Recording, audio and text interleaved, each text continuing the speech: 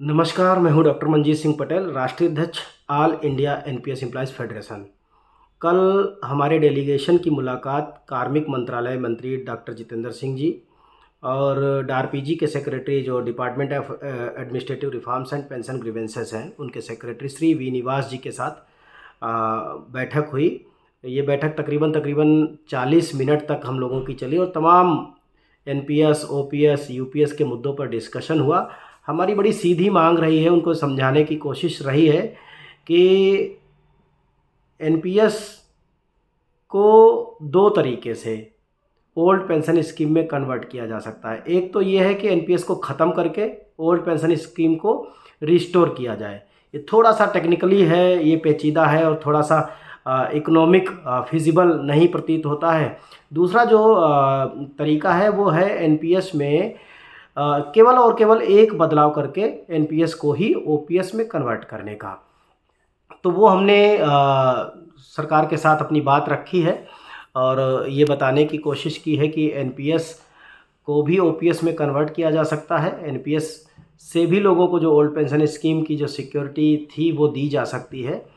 और बेसिकली जो हमारा कल फोकस था वो ये इस बात पे था कि जो एनपीएस में एक प्रावधान दिया गया है सभी कर्मचारियों को, डेथ एंड डिसेबिलिटी, यानी अगर किसी कर्मचारी की सेवा काल में डेथ या डिसेबिलिटी हो जाती है तो उसके पास, उसके परिवार के पास दो तरह के ऑप्शन है। वो चाहे तो एनपीएस से पेंशन ले सकता है और अगर वो सरकारी अंशदान को छोड़ देता है, यानी अपना पैसा वापस ले ले ब्याज सहित और सरकारी अंशदान सरकार को वापस कर दे, तो उस कंडीशन में उसको 50% पेंशन प्लस डियरनेस अलाउंस के बराबर पेंशन देना शुरू कर देते हैं और जो पुरानी पेंशन के लाभ थे वो सारे मिलते हैं। यानी डीए बढ़ता रहता है और जब 20 साल की पेंशन हो जाती है तो फिर 25% पेंशन बढ़ जाती है, जिसे हम एडिशनल पेंशन कहते हैं। तो वो प्रोविज़न है, उस मिला हुआ है। तो कहने का मतलब है कि जो हमारा एनपीएस इम्प्लीमेंटेशन रूल्स 2021 है, उसमें जो विकल्प की सुविधा है, तो हमने ये माननीय मंत्री जी को समझाने की कोशिश की है, डारपीजी के सेक्रेटरी साहब को भी समझाने की कोशिश की है कि अगर आप वो डेथ एंड डिसेबिलिटी के केस में उस विकल्प को दे सकते हैं तो वही विकल्प हमें एक बार रिटायरमेंट, वॉलंटरी रिटायरमेंट या सुपरएन्युएशन जैसा भी रिटायरमेंट हो उस पर भी एक बार दे दीजिए, कर्मचारी से पूछ लीजिए। उससे क्या होगा कि एनपीएस को बिना स्क्रैप किए पुरानी पेंशन बहाल हो जाएगी। जिसको जो स्कीम चाहिए उस स्कीम के आधार पर वो पेंशन अपनी ले लेगा। एनपीएस को स्क्रैप करने में सरकार पीछे हट रही है और इसी के चलते वो एक नई स्कीम लेकर के आ गई, यूनिफाइड पेंशन स्कीम।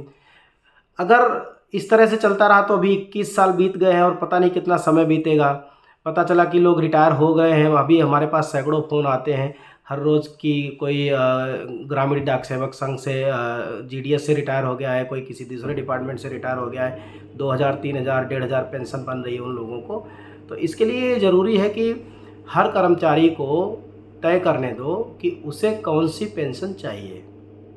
तो उसका सबसे बेहतर इलाज यही है कि जिस दिन कर्मचारी रिटायर हो रहा हो या जिस दिन वो वॉलंटरी रिटायरमेंट ले रहा हो या जिस दिन उसको कंपलसरी रिटायर किया जा रहा हो, हर कंडीशन में उसको एक विकल्प दे दिया जाए कि वो तय कर सके उसे कौन सी पेंशन चाहिए।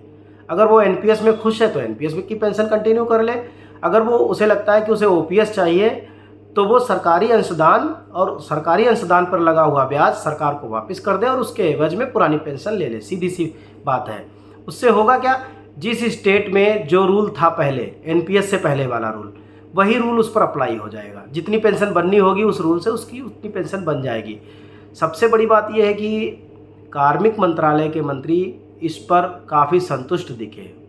उनकी नज़र में ये बहुत वैलिड पॉइंट था। जो पेंशन सेक्रेटरी साहब थे वो भी काफ़ी सहमत दिखे। अभी मुद्दा क्या है कि जब तक फाइनेंस मिनिस्ट्री से इसको अप्रूवल नहीं हो जाता, फाइनेंस मिनिस्ट्री जब तक इसको अप्रूव नहीं कर देती, तब तक सारी चीज़ें दबाव, सजेशंस या जो भी है वो एक प्रक्रिया है। हमने कोशिश की है कि सरकार अगर डेथ एंड डिसेबिलिटी के केस में दे ही रही उस ऑप्शन को, तो उसको रिटायरमेंट पर भी देने में कोई हर्ज नहीं होना चाहिए। तो हमें तो पूरा विश्वास है कि फाइनेंस मिनिस्ट्री इसको अप्रूवल देगी, इस सुझाव को, और इस सुझाव से सभी कर्मचारियों की पुरानी पेंशन, जिसे आप हूबहू पुरानी पेंशन कहते हैं, बिना नाम बदले ही, बिना कुछ बदले ही पुरानी पेंशन एज इट इज़ बहाल हो जाएगी। रही बात गारंटी की, तो ये सुझाव भी हमने दिया है कि कर्मचारी वाले अंशदान पर जीपीएफ वाला ब्याज उसकी गारंटी दे दी जाए। एक्स्ट्रा ब्याज मिल रहा है, एक्स्ट्रा रिटर्न आ रहा है, सरकार वो अपने खाते में कर ले। हाँ, जिस महीने कम आ रहा है सरकार अपने में से पूरा करके उसको बढ़ा दे। तो ये उसको लेकर के हमने एक 15 पेज का एक डॉक्यूमेंट भी दिया है कि कैसे ये फिजिबल हो सकता है, कैसे वायबल हो सकता है। तो हमें पूरी उम्मीद है कि देश भर के 91-92 लाख एनपीएस कर्मचारियों की पुरानी पेंशन आसानी से बहाल हो सकेगी।